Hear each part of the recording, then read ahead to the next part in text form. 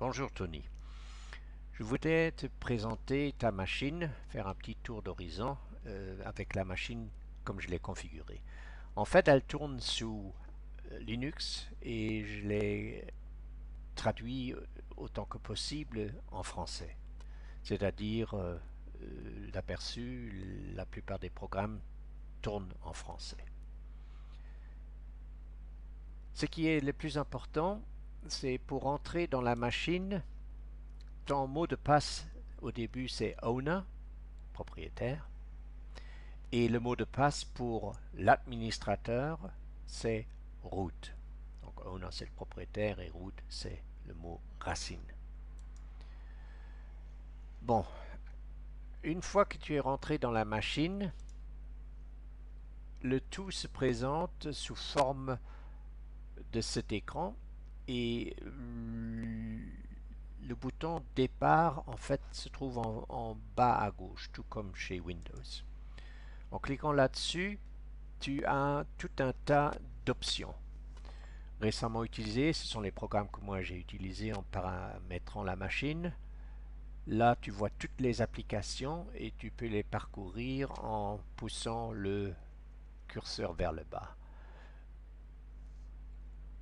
Et puis, il y a différentes catégories qui sont reprises dans toutes les applications. D'abord, les accessoires, capture d'écran. Et normalement, si tu parcours, si tu mets la souris dessus, le programme va t'afficher ce qu'il peut faire, ce qu'il sait faire. Il y a plein d'utilitaires, plein de petits gadgets, par exemple un calculateur. Pour démarrer le calculateur, tu cliques simplement sur calculateur.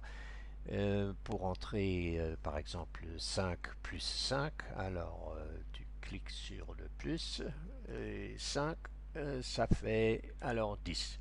Pour fermer une application, normalement c'est toujours en haut à droite.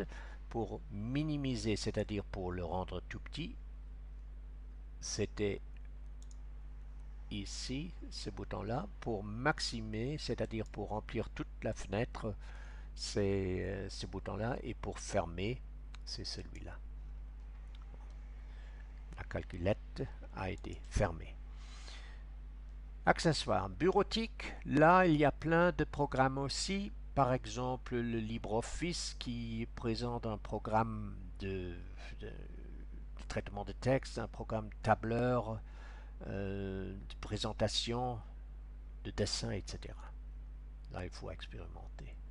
Développement, bon là c'est moins intéressant. Graphisme, il y a un éditeur GIMP qui est assez compliqué, mais où tu sais faire plein de choses, c'est pareil au Photoshop.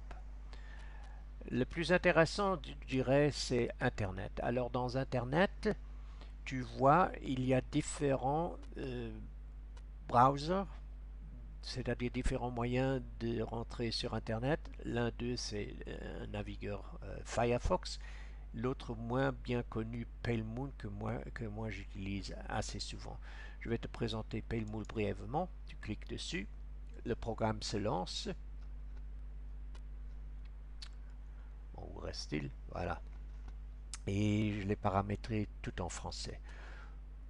Pour avoir un nouvel onglet, tu cliques sur le plus et là tu as alors la barre de recherche. La recherche pour l'instant est avec DuckDuckGo, mais je vais le changer sur Google qui est le plus utilisé, je dirais. Afficher les suggestions de recherche, c'est-à-dire je voudrais obtenir d'autres moteurs de recherche et Google qui est le plus connu, on va le rajouter et ce sera son mot de recherche ou le moteur de recherche de préférence. Alors voyons, Google. Si je ferme et je rouvre, fermer tous les onglets, ok, je rouvre pour te montrer alors. C'était dans Internet, PaleMoon, et le moteur de recherche par défaut est maintenant Google.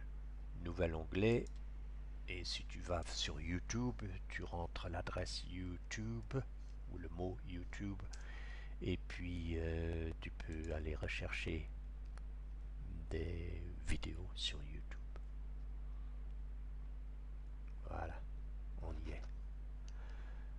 Cette vidéo que je suis en train de présenter, de filmer et de préparer se trouvera dans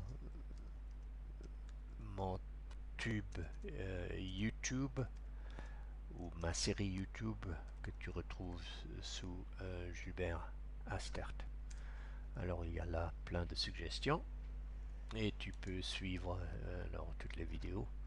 La tienne va s'afficher quelque part ici en haut. Je vais l'appeler Tony tutoriel ou Tony instruction, quelque chose comme ça. Voilà, l'emploi de Pale Moon, il est assez facile. Alors, comment est-ce que je peux t'aider? Alors, sous Internet, il y a un programme qui s'appelle AnyDesk qui permet de se brancher en commun à travers un ordinateur vers un autre. Alors, le tien est la destination et le mien, c'est l'originaire. Donc, si jamais tu as besoin d'un coup de pouce, tu me fais signe, tu m'appelles et puis je vais t'assister à distance en utilisant AnyDesk qui se lance automatiquement avec ta machine. Mais tu n'as pas besoin d'être inquiet, je ne vais pas me loguer dans ta machine sauf si tu me le demandes expressément. Alors, ça c'est déjà tout pour l'Internet, le Firefox, Pale Moon et le programme d'assistance qui s'appelle AnyDesk. Les jeux, bon, il n'y en a pas tellement pour l'instant, mais si jamais tu veux en rajouter, je peux te montrer comment on peut le faire. Multimédia. Alors, dans Multimédia, il y a surtout le lecteur multimédia VLC. Il y a un programme qui permet d'utiliser la caméra en visiophone, un capteur d'écran mobile, que je peux t'expliquer si ça t'intéresse. Voilà. Et ça, c'est XFBurn, c'est un truc pour graver des CD et des DVD. Alors, les outils qui se trouvent dans ce programme, il y en a plein et il faut, par exemple, si tu veux des informations système, tu cliques sur ce truc et il va t'afficher les informations, tout ce qui se trouve dans ta machine d'un point de vue technique. Alors on était ici, on était dans outils et les paramètres. Là on peut changer plein de trucs. Je dirais ne touche pas trop au début, non pas que tu peux beaucoup ruiner, mais il faut d'abord te familiariser un peu avec les systèmes. Et puis dans le système, il y a encore d'autres gestionnaires qui pour l'instant tu n'as pas besoin. Tu auras remarqué ici un petit truc qui s'appelle DOSBox. Alors DOSBox, j'ai mis un dictionnaire français qui pourrait t'intéresser ou surtout tes gosses à l'école. C'est un programme qui ne requiert pas de souris. C'est-à-dire, à ce moment-là que le programme est lancé, tu peux mettre à côté la souris. Tu vois, je la mets ici sur la droite. Et maintenant, j'utilise seulement le clavier.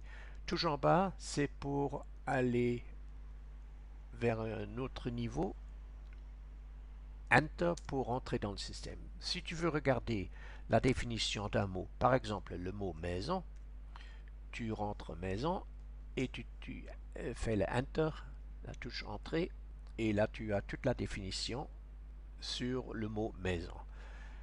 Tu vois en bas, il y a le détaillé, c'est-à-dire on a maison, je clique dessus et le détaillé en bas, tu vois étymologie, citation, synonyme, antonyme, homonyme et dérivé.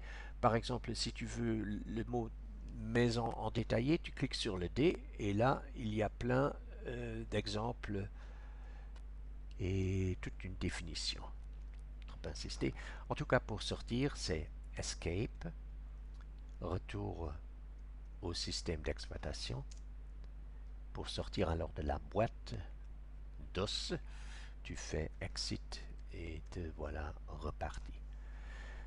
Bon, ce qui est encore important, c'est pour arrêter la machine, c'est ici en haut, ou pour redémarrer la machine, tu as les options redémarrer, éteindre, mise en veille, changer d'utilisateur. Je dirais simple, ce qui t'intéresse, c'est soit redémarrer, soit éteindre la machine. Ok, je vais annuler. Tu as toujours l'heure qui est affichée en haut. En voici les programmes qui sont en train de tourner. Pour les arrêter, il suffit de cliquer dessus et de dire fermer. Pour lancer des petits programmes qui... encore une autre chose, c'est le volume. Tu peux l'ajuster ici. Et pour mettre ta machine en réseau, bon, c'est probablement déjà le cas, sinon tu ne regarderais pas la vidéo sur probablement cette machine. Mais là, tu verras ton poste réseau, ton réseau affiché et tu n'as qu'à te connecter avec ton mot de passe évidemment à la maison. De temps à autre, il y a cette boîte-ci, elle va, cette mise à jour disponible, si cette boîte se tourne ou se met au vert, en couleur verte, c'est qu'il y a des mises à jour disponibles. Tu cliques dessus et tu donnes ton mot de passe de l'administrateur qui est root, R-W-O-T, et comme ça la machine va se mettre à jour sans prendre trop de temps. La batterie est affichée, l'ordinateur il est complètement chargé parce qu'il est sur l'alimentation électrique. Alors un autre truc important, c'est comment naviguer, où se trouvent les dossiers et ce que tu crées. Si tu cliques sur cette boîte qui représente un cabinet de bureautique, disons, là tu as tout comme sous Windows différentes régions, différentes possibilités qui s'expliquent d'elles-mêmes: vidéo, musique, images, documents. Normalement, ce que tu télécharges, ça va se trouver ici sous téléchargement.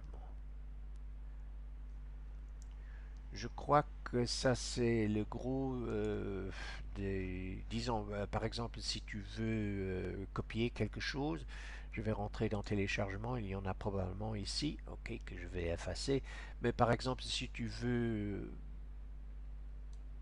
mettre un truc dans un autre, alors tu peux simplement faire un clic de droite en disant copier. Et si tu mets un USB, il va s'afficher ici. Tu vas choisir le USB. Je vais te montrer. Donc je vais mettre un USB un instant. Je vais sortir une imprimante. Je mets un USB qui s'affiche maintenant ici en haut à droite. Attends voir. Je vais fermer, rouvrir. Oh, où se trouve alors mon... Bon, ça s'affiche une fois que je suis sur ta machine, mais je suis à distance, donc je ne sais pas l'insérer à partir d'ici. Ok, mais normalement, alors l'USB s'afficherait ici. Tu prends simplement ton programme, que tu fais un copie, tu ouvres ton USB ici et tu fais un drag and drop.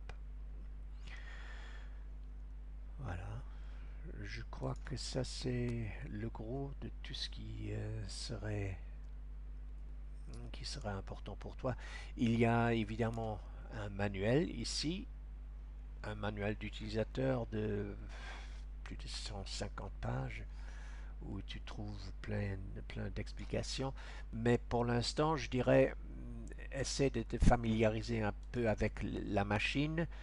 Et après un certain temps, on va se rencontrer ou on va se téléphoner et tu peux me dire alors, ah, j'aimerais faire ceci ou cela, je ne sais pas faire ceci ou cela et je peux te donner un coup de main à distance si tu veux, ou bien on peut se rencontrer pour le faire.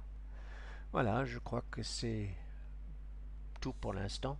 Donc l'important c'est le mot owner, O-W-N-E-R, comme mot de passe pour rentrer dans ta machine, et le mot root, R-W-O-T, c'est un mot de passe en administrateur. Et si jamais tu as besoin d'aide, tu me téléphones, je vais te communiquer mon numéro de téléphone. Et par le AnyDesk, on peut facilement se brancher ensemble et discuter d'un problème et peut-être aussi le résoudre à la distance. Voilà, c'est tout pour l'instant.